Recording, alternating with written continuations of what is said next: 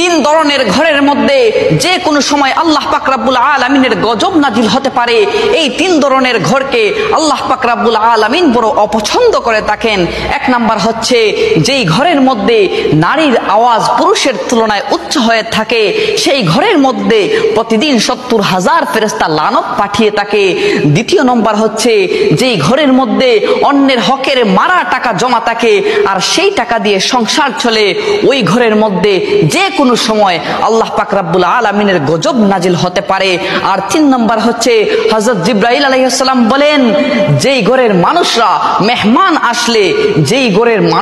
মেহমান আসলে অখুশি হয়, ওই ঘরের মধ্যে যে কোনো সময় আল্লাহর গজব নাজিল হতে পারে। যদিও নামাজ পড়া হয় ওই ঘরের মধ্যে, ফেরেশতারা সওয়াব লেখেন না, নামাজের সওয়াব লেখেন না। নাউজুবিল্লাহ।